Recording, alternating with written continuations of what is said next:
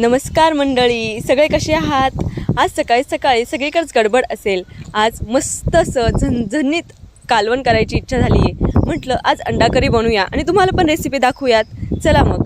खूप पटकनी होते आणि झटपट संपते पण. पहा, मस्त दिसतीये ना. माझ्या पद्धतीने बनवली तर अशीच मस्त झणझणीत होते आणि चमचमीत बेत होतो. मस्त लागते आणि सर्वजण चाटून पुसून खातात आणि तेवढंच कौतुकही करतात. चला मग आपण इन्ग्रेडियंटकडे जाऊयात.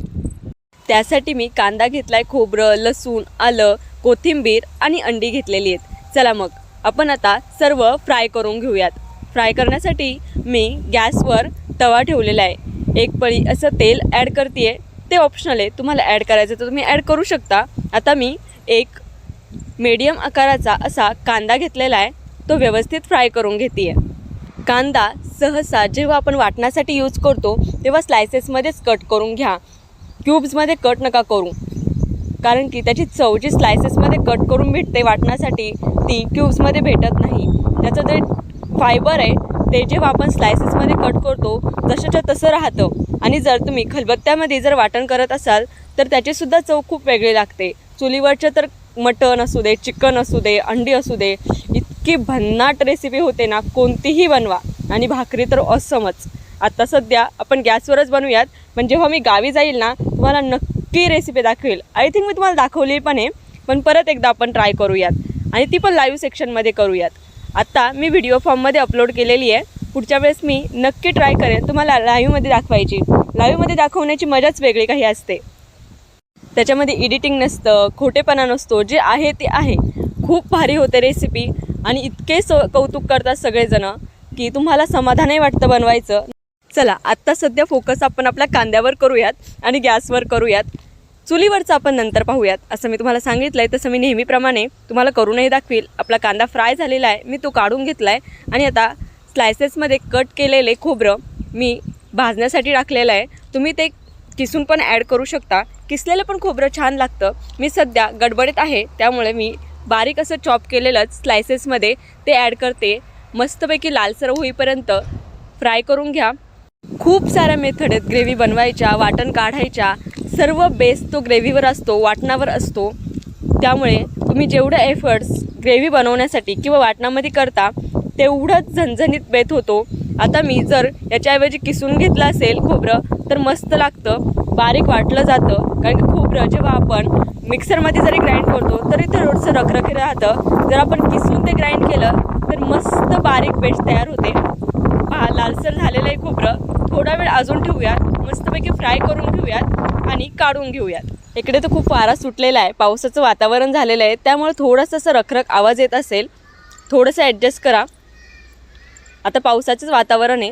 मी खोबरं काढून घेतलं आहे आणि लसूण ॲड केला आहे. लसूण जेवढा तुम्ही परतून घेशाल तेवढा त्याचा उग्रवास कमी होतो. त्यामुळे लसूण जेव्हा तुम्ही वाटणामध्ये यूज करता तेव्हा तो थोडासा फ्राय करून घेत जा, म्हणजे त्याचा उग्रवास कमी होतो आणि मस्तपैकी टेक्स्चर पण आपल्याला भारी भेटतं. आता तो थोडासा फ्राय करून झालेला आहे. काही जण जर गावठी लसूण असेल तर त्याचे सालं काढत नाहीत, त्याचासुद्धा मस्त असा वास येतो. तुम्ही पण ट्राय करा. आपला फ्राय करून झालेला आहे लसूण. मी काढून घेतलं आहे सगळं भाजून वाटण. आता ते वाटून घेऊयात. वाटण थोडंसं थंड झाल्यावरच वाटून घ्या.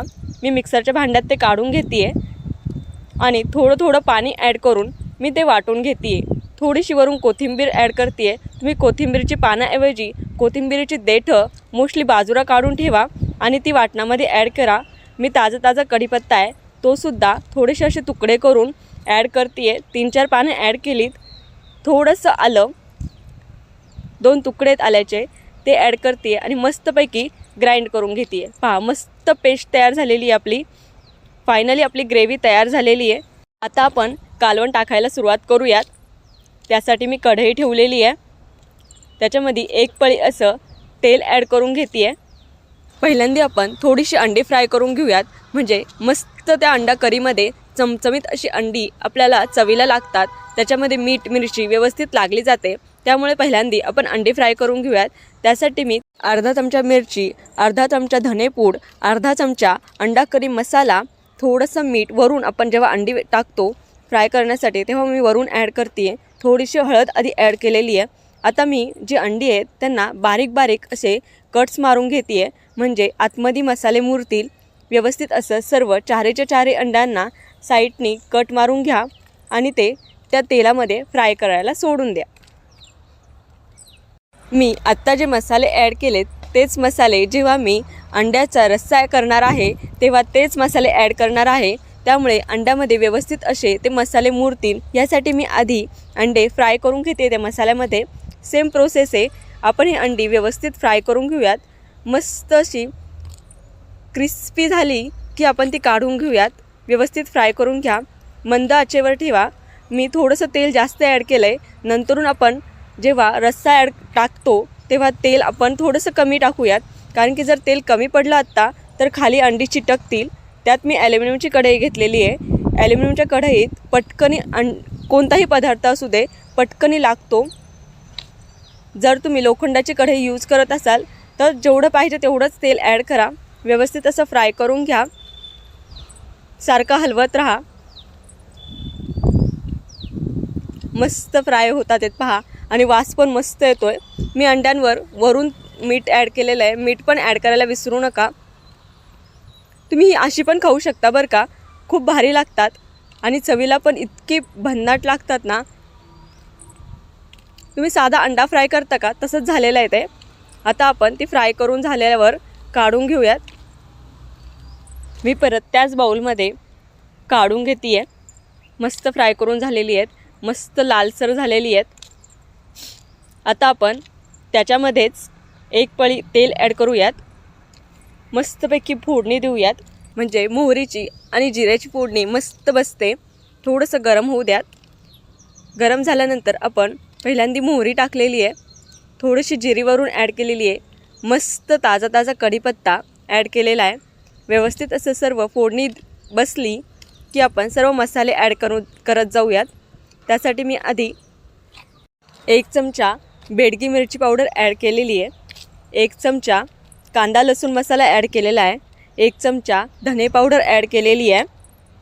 1 चमचा अंडा करी मसाला ॲड केलेला आहे. अर्धा चमचा हळद ॲड केलेली आहे. सर्व मसाले व्यवस्थित असे फ्राय करून घ्या.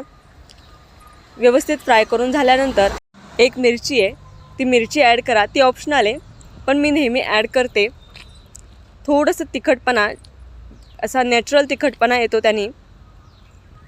सर्व मसाले फ्राय करून झाल्यानंतर आपण जे वाटण वाटलेलं आहे मिक्सरमध्ये ते ॲड करून घेऊ. ते पण मस्त एकजीव करून घेऊयात मसाल्यांमध्ये आणि फ्राय करून घेऊयात. करी व्यवस्थित अशी फ्राय करून घ्या. आपण आधीच वाटणामध्ये भाजून टाकलेले आहेत कांदा लसूण आणि ते, तरीसुद्धा तेल सुटेपर्यंत व्यवस्थित वाटण फ्राय करून घ्या. मंद गॅसवर किंवा मीडियम गॅसवर तुम्ही हे करा. फास्ट गॅस करू नका नाहीतर वाटण जळेल. सारखं हलवत राहा. मस्तपैकी वास सुटलेला आहे घरभर मसाल्यांचा, त्या वाटणाचा. खूप भारी. आणि आपल्या वाटणाला पण तेल सुटलेलं आहे. मस्त फ्राय करून झालेलं आहे वाटण. तुम्हाला जेवढ्या प्रमाणात रस्सा बनवायचा आहे तेवढं तुम्ही वरून पाणी ॲड करा. पाणी जर तुम्ही वरून कोमट ॲड केलं तर मस्त तरी येते. तुम्हाला सेपरेट असं तरीसाठी तेल वापरावं लागत नाही. त्यामुळे थोडंसं कोमट पाणीच ॲड करत जा. तुम्हाला जेवढं पाहिजे तेवढं रस्स्यासाठी पाणी ॲड करा, कारण की आपला मसाला फ्राय करून झालेला आहे, व्यवस्थित शिजलेला आहे. आता फायनली आपल्याला फक्त अंडी ॲड करायची राहिलेली आहेत. थोडंसं उकळी येऊ द्यात. एक उकळी घेतल्यानंतर आपण वरून अंडी सोडणार आहोत. पहा मस्त वास सुटला आहे. मी मीठ पण ॲड केलं आहे. चवीनुसार मीठ ॲड करा. मला इकडे पाऊण चमचा असं मीठ लागलेलं आहे. फायनली आपली अंडा करी तयार झालेली आहे. जर तुम्हाला ही रेसिपी आवडली असेल तर नक्की चॅनलला सबस्क्राईब करा, शेअर करा आणि लाईक करायला विसरू नका. पहा मस्त भन्नाट झालेली आहे. जशी तुम्ही चुलीवर करताना तशीच झालेली आहे. थोडीशी चव चुलीवर एक्स्ट्राची येते पण आपल्याकडे सगळ्यांकडे चूल नाही आहे. माझ्याकडे पण नाही आहे.